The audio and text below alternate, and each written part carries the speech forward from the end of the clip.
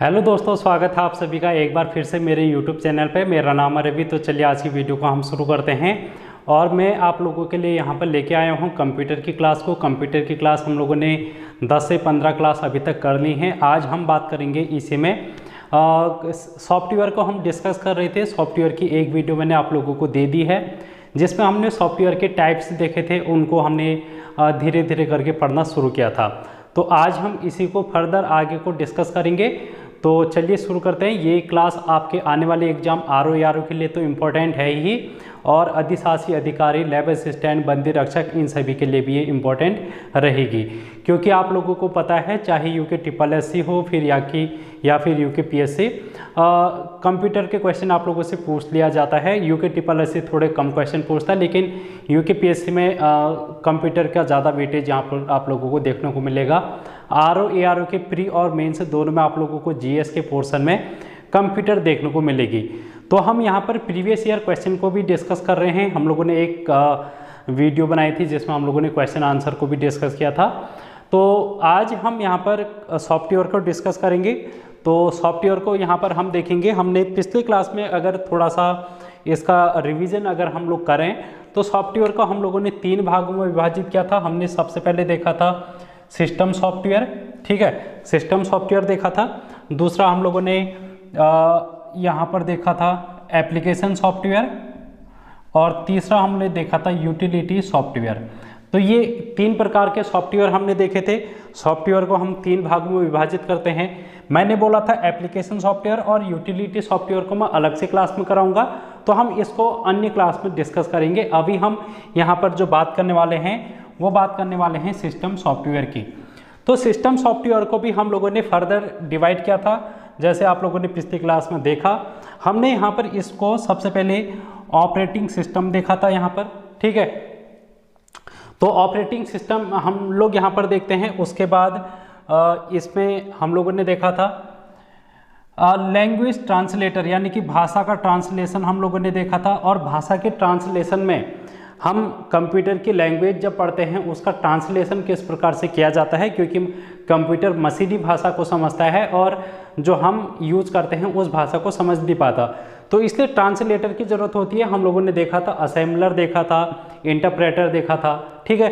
तो इनके बारे में हम लोगों ने देखा और जाना, और वहाँ पर से किस प्रकार से क्वेश्चन बन सकते हैं उनको भी समझा।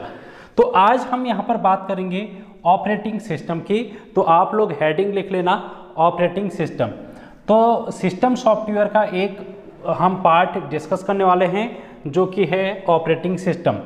तो आज का हमारा रहेगा ऑपरेटिंग सिस्टम, ठीक है। ऑपरेटिंग सिस्टम को OS के नाम से जानते हैं, और हमारे फ़ोन में विंडो यहाँ पर आप लोग देख पा रहे होंगे, और एंड्रॉयड ऑपरेटिंग सिस्टम है, और इन्हीं के बारे में हम जानेंगे।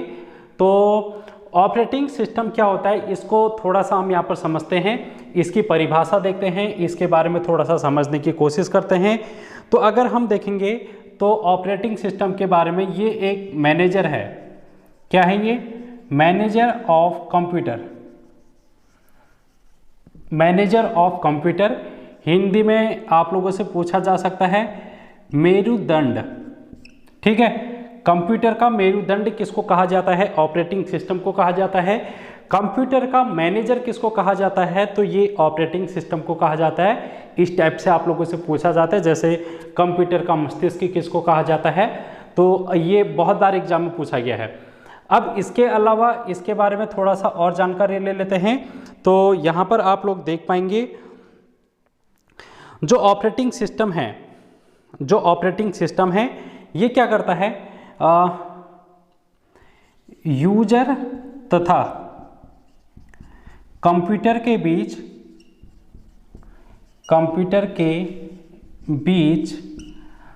इंटरफेस का काम करता है, इंटरफेस का कार्य करता है। तो आप लोगों से पूछ लिया जाएगा कि कंप्यूटर और यूजर के बीच इंटरफेस का कार्य किसके माध्यम से किया जाता है, तो हम बोलेंगे ऑपरेटिंग सिस्टम के माध्यम से। अब ये यूजर तथा कंप्यूटर के बीच इंटरफेस का कार्य का मतलब क्या है, इसको थोड़ा सा समझ लेते हैं, क्योंकि हम यहाँ पर बात कर रहे हैं ऑपरेटिंग सिस्टम की। जैसे आप लोगों का यहाँ पर क्या है, ये एक लैपटॉप है, आपका सिस्टम है, ठीक है। तो सिस्टम में आप लोग यहाँ पर देख पा रहे होंगे इस तरीके से आपके आइकन बने रहते हैं, ठीक, यहाँ पर आइकन बने हैं इस तरीके से। और इसमें आप लोगों को कहीं पर होम की देखने को मिलेगा, कहीं पर बैक, ठीक है। अगर हम फ़ोन की बात करेंगे तो ये जो है हमारे सामने में कंप्यूटर को हम किस प्रकार से कमांड दे रहे हैं। कमांड देने का काम हम कैसे करेंगे, जैसे अगर हम लोगों को कोई एप्लीकेशन को रन करना होगा तो हम क्या करेंगे, उस एप्लीकेशन पर जाएंगे, उसके बाद हम उस पर कमांड देंगे जो काम हमने करना होगा, उसके बाद हम आगे की प्रोसेस को करेंगे। तो यानी कि हम कंप्यूटर में इंटरफेस कर रहे हैं, हमारे सामने जो कंप्यूटर का इंटरफेस है वो हमारा स्क्रीन पर जो हमको देखने को मिल रहा है वही क्या है, एक प्रकार का ऑपरेटिंग सिस्टम है। जैसे अगर हम बात करेंगे, इसमें उदाहरण आप लोग देखेंगे तो पिछली क्लास में भी हमने उदाहरण देखा था, इसमें भी देख लेते हैं उदाहरण ऑपरेटिंग सिस्टम के। तो मोबाइल फ़ोन की अगर हम बात करेंगे, एंड्रॉयड आप लोगों को देखने को मिलता है, एंड्रॉयड, ठीक है। तो एंड्रॉयड यहाँ पर हमको देखने को मिलता है। इसके अलावा अगर हम बात करेंगे विंडोज़ की, ये हमको लैपटॉप्स वगैरह में देखने को मिलता है, ठीक है। तो ये क्या है, एक प्रकार के ऑपरेटिंग सिस्टम है। अब हम थोड़ा सा और आगे की ओर बढ़ते हैं और ऑपरेटिंग सिस्टम के बारे में थोड़ा सा और ज़्यादा डिस्कस करते हैं। और इसको हम यहाँ पर देखेंगे, ऑपरेटिंग सिस्टम को इस तरीके से देखते हैं, इसके टाइप्स देख लेते हैं, ठीक है। इसको हम यहाँ पर क्या देख लेते हैं, टाइप्स। तो यहाँ पर आप नेक्स्ट हेडिंग डाल लेना, types of operating system. Operating system के भाग, ऑपरेटिंग सिस्टम को कितने भागों में विभाजित किया जाता है इसके बारे में अब हम यहाँ पर जानकारी लेने वाले हैं। तो आप लोग सबसे पहले लिखेंगे based on user, based on user यानी कि उपयोगकर्ता के आधार पर, उपयोगकर्ता के आधार पर, उपयोगकर्ता किस प्रकार से हम इसको यूज करेगा उसके आधार पर हम ऑपरेटिंग सिस्टम को डिवाइड कर रहे हैं। ये पहला क्लासिफिकेशन है। इसमें भी हम यहाँ पर देखते हैं बेस्ड ऑन यूजर में सबसे पहला आप लोग यहाँ पर पाएंगे, ठीक है। इसको आप लोग ए नाम दे सकते हैं, ठीक, उपयोगकर्ता के आधार पर। तो इसमें हम देखेंगे single user operating system, single user OS. अब मैं ऑपरेटिंग सिस्टम ना लिख के ओएस लिखूंगा तो आप लोग समझ जाना कि ऑपरेटिंग सिस्टम की बात हम कर रहे हैं। सिंगल यूजर ऑपरेटिंग सिस्टम, और दूसरा है आपका multi user, multi user operating system. आप इनके नाम से ही समझ चुके होंगे कि सिंगल यूजर का मतलब क्या है, मल्टी यूजर का मतलब क्या है। सिंगल यूजर का मतलब ऐसा ऑपरेटिंग सिस्टम जिसको एक बार में सिर्फ एक ही व्यक्ति उपयोग कर सकता है, यानी कि यूज कर सकता है। लेकिन अगर हम बात करेंगे मल्टी यूजर की, एक बार में अगर एक ही समय की बात करें, एक ही वक्त की बात करें, उस समय एक से ज़्यादा लोग अगर एक ही ऑपरेटिंग सिस्टम को यूज कर रहे हैं, उसी को हम बोल देंगे मल्टी यूजर ऑपरेटिंग सिस्टम। तो ये बेसिक सा इसका डेफिनेशन हो गई। डेफिनेशन नहीं पूछी जाएगी कि सिंगल यूजर ऑपरेटिंग सिस्टम की डेफिनेशन क्या है या मल्टी यूजर की क्या है, लेकिन इसके उदाहरण आप लोगों से पूछे जा सकते हैं। तो इनके उदाहरण आप लोग लिखेंगे और ये एग्जाम के लिए बेहद इम्पोर्टेंट है, ठीक है। तो यहाँ पर आप लोग देखेंगे MS DOS, यहाँ पर आप देखेंगे MS DOS,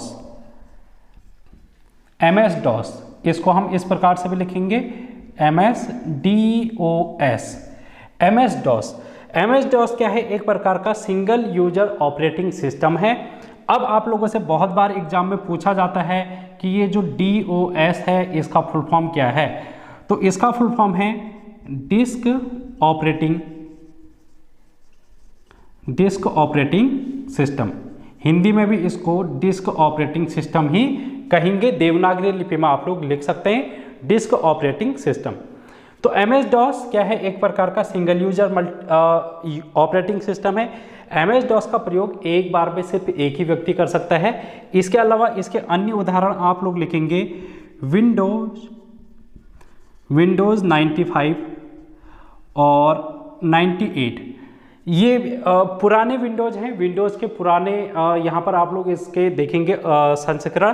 तो विंडो 95 और 98 जो हैं ये सिंगल यूजर ऑपरेटिंग सिस्टम के एक उदाहरण हैं, आप लोगों से पूछा जा सकता है। लेकिन अगर इसमें से हम देखेंगे कि ज़्यादातर इंपॉर्टेंट कौन सा है तो MS DOS है। MS DOS बहुत बार पूछा गया है आप लोगों से कि MS DOS किस प्रकार का ऑपरेटिंग सिस्टम है, सिंगल यूजर, मल्टी यूजर या फिर बोथ या फिर नन ऑफ दीज। इस तरीके से आप लोगों के 4 ऑप्शन आ जाएंगे तो आप कहेंगे कि ये सिंगल यूजर ऑपरेटिंग सिस्टम है। अब हम बात करेंगे मल्टी यूजर ऑपरेटिंग सिस्टम की। जैसे मैंने आप लोगों से अभी कहा कि एक ही समय एक से ज़्यादा अगर व्यक्ति किसी ऑपरेटिंग सिस्टम को यूज कर पा रहे हैं तो उसको हम बोलेंगे मल्टी यूजर ऑपरेटिंग सिस्टम। इस ऑपरेटिंग सिस्टम की उदाहरण अगर हम देखेंगे तो ये है लाइनक्स और दूसरा है यूनिक्स। ठीक है, लाइनक्स है हो गया, यूनिक्स हो गया, ये क्या है यहाँ पर मल्टी यूजर ऑपरेटिंग सिस्टम है। इसके अलावा आप लोग यहाँ पर एंड्रॉयड भी देख सकते हैं। ठीक है, विंडोज़ देख सकते हैं, एंड्रॉयड अगर हम देखेंगे एंड्रॉयड, ठीक है, विंडो 7, विंडो 10, अभी जो हम वर्तमान में विंडोज़ के नवीनतम संस्करण देखते हैं विंडो 10, 11, तो ये सभी क्या है मल्टी यूजर ऑपरेटिंग सिस्टम के एक उदाहरण है।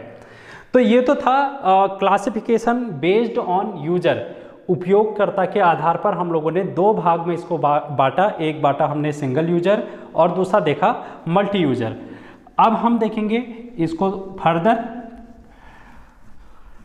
तो अब हम यहाँ पर देखने वाले हैं, आई होप आप लोगों ने ये चीज़ें नोट डाउन कर ली होंगी और पेन पेपर लेके आप लोग बैठे होंगे और जो पुरानी वीडियोज हैं उनको आप लोग रिवीजन कर रहे होंगे, क्योंकि रिवीजन अगर आप लोग नहीं करेंगे तो चीज़ों को आप लोग भूल जाएंगे। जब एग्ज़ाम होगा तो वहाँ पर समझ में नहीं आएंगी चीज़ें। फिर अब हम देखेंगे यहाँ पर दूसरा, हम देखते हैं बेस्ड ऑन इंटरफेस। ठीक है दोस्तों, बेस्ड ऑन इंटरफेस या फिर आप लोग इसको कहेंगे काम के आधार पर, काम के मोड के आधार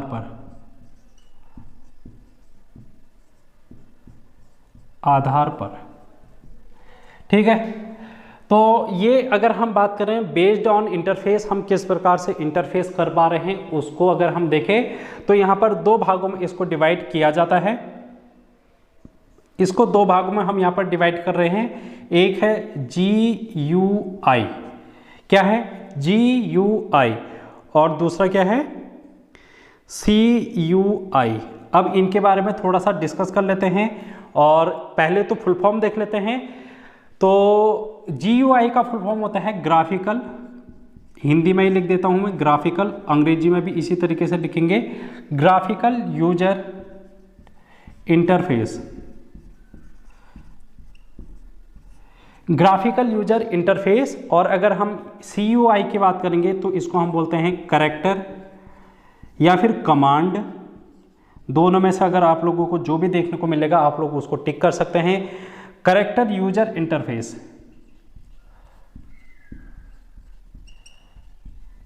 तो ये इसकी क्या हो गई फुल फॉर्म हो गई। ठीक, इतनी बात क्लियर हो चुकी होगी। अब हम इसको थोड़ा सा समझ लेते हैं कि ये क्या होते हैं, इसके बाद हम इनके उदाहरण को भी जानेंगे ताकि आपके एग्जाम के लिए ये टॉपिक कंफर्म हो जाएगा। अब ग्राफिकल का मतलब क्या होता है, ग्राफिक्स का प्रयोग जहाँ पर किया जाता है। ठीक है, जैसे अगर आप लोग देखते होंगे अपने घरों में छोटे बच्चे, जैसे अगर छोटे छोटे बच्चे हैं LKG UKG में, जिनको अपने नाम की ABCD तक नहीं पता है, जिनको अपना नाम लिखना नहीं आता है या फिर इंग्लिश पढ़नी नहीं आती, हिंदी पढ़नी नहीं आती, वो लोग भी क्या करते हैं, बच्चे, छोटे से बच्चे, अगर उनके हाथ में हम फ़ोन दें तो वो आसानी से फ़ोन को एक्सेस कर पा रहे हैं आजकल। और हम देख रहे हैं कि यार जो आजकल के बच्चे हैं वो कितने एडवांस टेक्नोलॉजी के हो चुके हैं, इनको तो पहले से ही सारी चीज़ें बिना बताए ही हर एक चीज़ पता चल जा रही है। क्यों, ऐसा क्यों हो पा रहा है? ऐसा इसलिए हो पा रहा है क्योंकि वहाँ पर आप लोग जो हमारे फ़ोन हैं, हमारे सिस्टम हैं, हमारा लैपटॉप है, उनमें हम देखते हैं ग्राफिक्स का यूज़ किया जाता है। यानी कि जो हमारे सामने, जो हमारी आंखों से हमारे फ़ोन पे दिखाई देता है, वो क्या है, एक प्रकार का ग्राफिक्स है जिसमें हम इमेज का प्रयोग करते हैं। ग्राफिक्स में हम यहाँ पर देख रहे हैं इमेज का प्रयोग किया जा रहा है। इमेज का प्रयोग, जैसे अगर हम बच्चों की ही बात करें तो आप लोग वहाँ पर देख पा रहे होंगे कि अगर बच्चे ज़्यादातर क्या करते हैं, गेम्स खेलते हैं। गेम्स में और कुछ भी गेम्स हो सकते हैं। तो आप लोग वहाँ पर देख पा रहे होंगे जब आप कोई एक इस तरीके से एप्लीकेशन है, उसमें गेम्स का सिंबल बना रहेगा, उसकी इमेज बनी रही होगी, उसमें लिखा तो नहीं है कि ये स्नैक्स का गेम है। अगर ऐसा लिख दिया जाए कि स्नैक्स का गेम है तो बच्चे उसको नहीं पढ़ पाएंगे, क्योंकि वो उन्होंने कभी इंग्लिश सीखी नहीं है अगर हम बचपन की बात करें। लेकिन अगर स्नैक्स गेम की बात करें या फिर इसमें कोई एक गाड़ी की बात करें, इसमें अगर मोटर बाइक है, इस तरीके से कुछ भी डिजाइन अगर बना दिया गया है तो बच्चे उसको आसानी से समझ पाते हैं, क्योंकि उनका प्रयोग उनको हम खिलौने के रूप में दे देते हैं। तो वो उन चीज़ों से यूज्ड टू हो जाते हैं और उनको वो अगर फ़ोन पे देखने को मिलेगा तो उसको आसानी से एक्सेस कर पाते हैं। तो ये कारण क्या है, ग्राफिकल यूजर इंटरफेस। जो बच्चों के सामने में इंटरफेस देखने को मिल रहा है वो एक प्रकार का ग्राफिकल यूजर इंटरफेस है। तो आई होप आप लोगों को समझ में आ गया होगा कि ग्राफिकल यूजर इंटरफेस का मतलब ये है, जो अभी हम वर्तमान में टेक्नोलॉजी यूज़ कर रहे हैं, इसमें हमको कमांड देने की ज़रूरत नहीं है, हमको कोई विशेष कोड देने की ज़रूरत नहीं है, बल्कि हमारे सामने में जो ग्राफिक्स हैं, जो इमेज है, उनके माध्यम से हर एक चीज़ को आगे को प्रोसेस करने के लिए चीज़ों को देखने को मिलता है। जैसे अगर हम बात करेंगे उसी में आगे की प्रोसेस भी उसी तरीके से होती है। उसमें अगर गेम को अगर आगे को एक्सेस करना होगा तो उसमें नेक्स्ट नेक्स्ट बटन करके एरो का बटन लगाया रहता है इस तरीके से, ताकि बच्चे उसको आगे को फॉरवर्ड करें। या फिर अगर आप लोगों को उसको कट करना होगा तो क्रॉस का साइन लगा होगा। तो इस तरीके से हम क्या कर पाते हैं, उन चीज़ों को आसानी से समझ पाते हैं। तो ये आज की नई टेक्नोलॉजी है ग्राफिकल यूजर इंटरफेस। इसके उदाहरण भी अभी हम देखेंगे, लेकिन हम पहले देख लेते हैं कि कैरेक्टर या फिर कमांड यूजर इंटरफेस क्या होता है। जब हम शुरुआत में, जब हमारे पास ग्राफिक्स का ज़माना नहीं था, शुरुआत में जब कंप्यूटर धीरे धीरे करके विकास करने लगा, कंप्यूटर का विकास होने लगा, तो उस समय हमको अगर कंप्यूटर को रन करना है, अगर हमको इस गेम को खेलना है, स्नैक्स वाला गेम, तो तब भी होगा, अगर तब होगा तो कैसे खेलेगा। तो उस समय बच्चे नहीं खेल पाते। अगर उस टाइम पर अगर ये मोबाइल फ़ोन का ज़माना होता तो शायद, क्योंकि वहाँ पर हमको कमांड देना पड़ता, और कमांड देना एक मतलब हर किसी इंसान के लिए एक आसान कार्य नहीं है। ये बहुत टिपिकल काम है, क्योंकि आप लोगों को कमांड याद करनी पड़ती है। उसमें आप लोगों को स्नैक्स गेम के लिए अलग कमांड देनी पड़ेगी।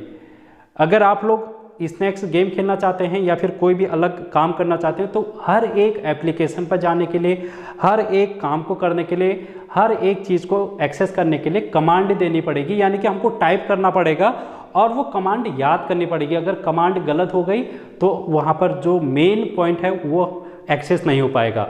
तो ये क्या है, पहले के टेक्नोलॉजी है CUI, यानी कि जिसको हम कैरेक्टर कमांड यूजर इंटरफेस बोल रहे हैं। तो आई होप क्लियर हो चुका होगा ग्राफिकल यूजर इंटरफेस और CUI के बीच में डिफरेंस क्या है। अब हम इनके उदाहरण देख लेते हैं, उदाहरण के माध्यम से, क्योंकि आप लोगों से तो वही पूछा जाएगा कि इनके उदाहरण क्या हैं। तो ग्राफिकल यूजर इंटरफेस में हम लिखेंगे यहाँ पर एंड्रॉयड। हम लोग एंड्रॉयड का प्रयोग आजकल कर ही रहे हैं, तो ये क्या है, एक प्रकार का ग्राफिकल यूजर इंटरफेस है। ये तो हो गया फ़ोन का। एंड्रॉयड हम फ़ोन पर यूज़ कर रहे हैं ऑपरेटिंग सिस्टम। लेकिन अगर हम बात करेंगे अपने लैपटॉप या फिर PC की बात, तो वहाँ पर हम विंडोज़ का प्रयोग कर रहे हैं। हमारा जो ऑपरेटिंग सिस्टम है वो विंडो है। इसी प्रकार हम यहाँ पर अगर बात करें एप्पल का फ़ोन, तो एप्पल के फ़ोन में अगर हम बात करेंगे कौन सा होगा, तो ये होगा iOS मतलब iPhone operating system. Mobile phone में तो iOS होगा। और अगर हम बात करेंगे लैपटॉप में, जो एप्पल के लैपटॉप होते हैं उनमें होगा macOS। ठीक है, तो ये इसके क्या हैं, ग्राफिकल यूजर इंटरफेस के उदाहरण हैं।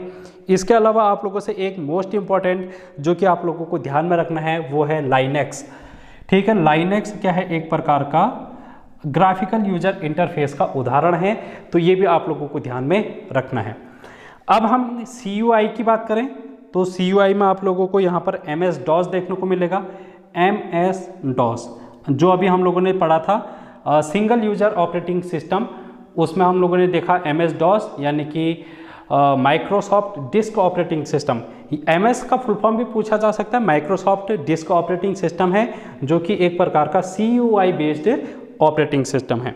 इसके अलावा यहाँ पर आप लोग यूनिक्स का नाम भी देख सकते हैं, ठीक है। तो यूनिक्स और MS DOS क्या हैं, एक प्रकार के CUI ऑपरेटिंग सिस्टम हैं, तो ये आप लोगों से डायरेक्टली पूछा जा सकता है, ठीक है। तो ये तो हो गया यहाँ पर हम लोगों ने बात जो की उसके बारे में।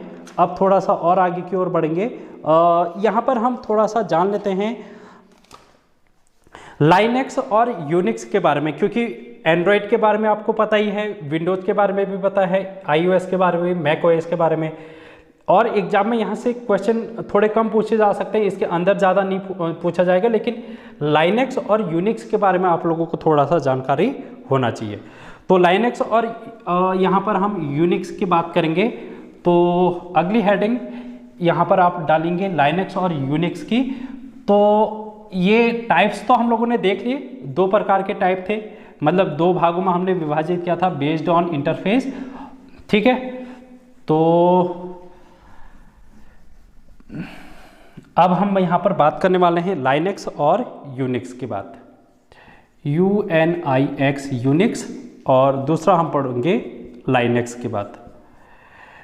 अब सबसे पहले हम इसकी फाउंडेशन की बात कर लेते हैं, इसकी शुरुआत कब से होती है, तो 1969 से 1969 से इसकी शुरुआत होती है, और इसकी शुरुआत 1991, ठीक है।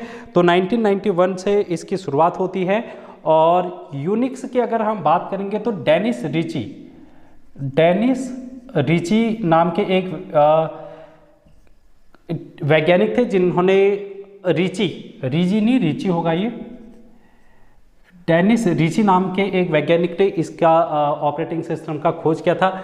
डेनिस रिची वही व्यक्ति हैं जिन्होंने सी लैंग्वेज यानी कि सी भाषा का यहाँ पर विकास भी इन्होंने किया था। आप लोग लिखेंगे कि सी भाषा का फाउंडेशन किसने क्या रखा है, तो वो डेनिस रिची ही हैं। तो आप लोगों से पूछा जाता है डेनिस रिची के बारे में। यूनिक्स की अगर हम बात करेंगे तो ये एक प्रकार का यहाँ पर close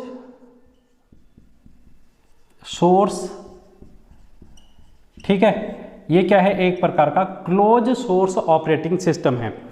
close source operating system कहने का मतलब यह है कि इसको हर कोई एक्सेस नहीं कर सकता। जो एक आम उपयोग करता है, जैसे हमारी बात करें हम एक आम इंसान की, तो वो इसको यूज़ नहीं कर पाता। क्यों नहीं कर पाता? क्योंकि सबसे पहला कारण तो है ये पेड है, यानी कि इसके लिए हमको पैसा देना पड़ता है, पेड है, ठीक है दोस्तों। तो ये पेड है, क्लोज सोर्स ऑपरेटिंग सिस्टम है जो कि पेड है, और इसका प्रयोग संस्थाओं में किया जाता है। जो हमारे ऑर्गेनाइजेशन होती हैं वहाँ पर इसका प्रयोग किया जाता है, संस्थानों में इसका प्रयोग किया जाता है, ठीक है।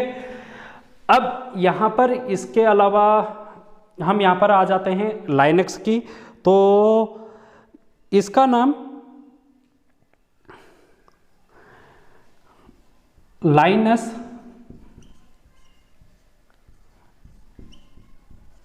टोरडवाल्स, ये एक वैज्ञानिक है, इनके नाम पर ही लाइनेक्स का नाम रखा गया था 1991 में। तो ये एक प्रकार का ओपन सोर्स ऑपरेटिंग सिस्टम है। ये क्या है? ओपन।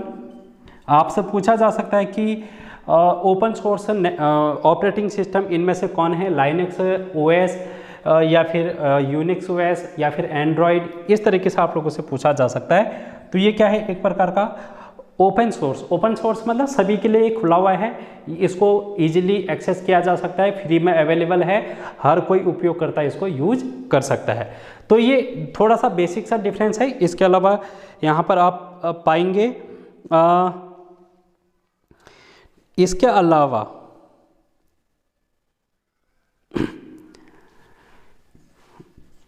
नेटवर्क एवं संचार हेतु प्रयुक्त पहला सॉफ्टवेयर है ये, पहला सॉफ्टवेयर है। तो ये भी आप लोगों से पूछा जा सकता है कि कम्युनिकेशन के लिए पहला जो सॉफ्टवेयर है वो कौन सा है। तो यहाँ पर हम यूनिक्स की बात करेंगे। तो इसके अलावा यहाँ पर आप लोगों को लाइनक्स में एक चीज़ पूछी जाती है, इसका मैस्कट पूछा जाता है, ठीक है। इसका आप लोगों से मास्कट पूछा जाता है, यानी कि शुभंकर। शुभंकर, तो इसका जो शुभंकर है वो क्या है, पेंगुइन।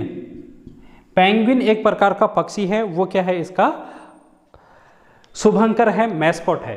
तो ये बेसिक सा डिफरेंस आप लोगों को यूनिक्स और लाइनक्स में पूछा जा सकता है, यहाँ पर आप लोगों को ध्यान में रखना है। तो ऑपरेटिंग सिस्टम आज हमारी क्लास में समाप्त हो चुका है, क्योंकि हम यहाँ पर बात कर रहे हैं एग्जाम ओरिएंटेड होने को। तो वैसे इनमें बहुत सारी डिटेलिंग हम कर सकते हैं, बहुत डीप जा सकते हैं, लेकिन वो उतना हमारे एग्जाम के पॉइंट ऑफ व्यू से इम्पोर्टेंट नहीं रहेगा। तो आज की वीडियो में हम इतना ही। नेक्स्ट वीडियो में हम देखेंगे कुछ और बातें, हम बात करेंगे एप्लीकेशन सॉफ्टवेयर की, यूटिलिटी सॉफ्टवेयर की। तो फिर हमारा सॉफ्टवेयर वाला टॉपिक समाप्त हो जाएगा और हम फिर किसी दूसरे टॉपिक पर डिस्कस करेंगे। इसके अलावा आप लोग रीजनिंग की क्लास से भी जुड़ सकते हैं, ठीक है। तो रीजनिंग भी देखेंगे और डेली आप लोगों को कुछ ना कुछ चीज़ें प्रोवाइड कराई जाती है एग्जाम ओरिएंटेड, तो उनको भी आप लोग देखा करें। जैसे करंट अफेयर आपके एग्जाम के लिए इंपॉर्टेंट है, तो करंट अफेयर भी देखा करें। तो थैंक यू सो मच, आज की वीडियो में इतना।